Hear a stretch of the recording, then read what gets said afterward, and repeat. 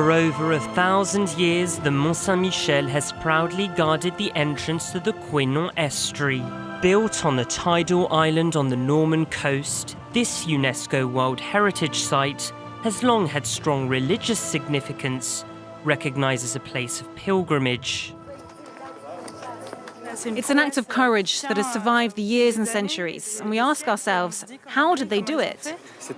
It's an architectural challenge.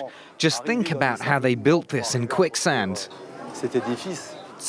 Without all the machinery and all the tools that we have today. It's quite incredible. According to legend, in the year 708, Archangel Michael ordered a local bishop to erect a sanctuary on the rock. The builders used granite, a more resistant rock than the local limestone.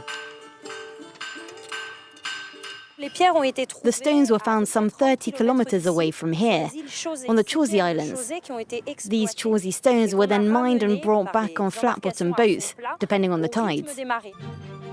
The Mont-Saint-Michel has significantly evolved throughout the centuries. This ramp, still visible today, was once used to haul stones all the way up to the summit of the hill with the help of this wooden treadwheel. This treadwheel resembles exactly the one used 1,000 years ago to lift the rocks that the boats brought to the bottom of the hill. The men would walk in the treadwheel, which would in turn push a trolley up the ramp. This old trolley here could carry up to 2 tons of stones. Moving down into the depths of the Abbey church, this chapel reveals the complexity of the structure. In total, 4 crypts were built to sustain this building.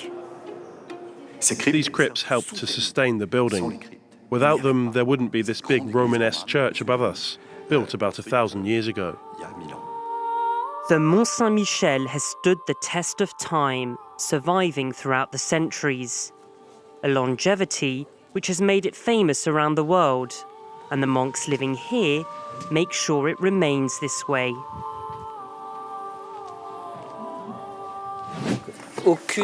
No human creation is timeless or eternal. All human creations at some point end up by collapsing, and so we rebuild. 1,000 years on, this architectural marvel continues to attract tourists from around the world, with nearly 3 million visitors every year.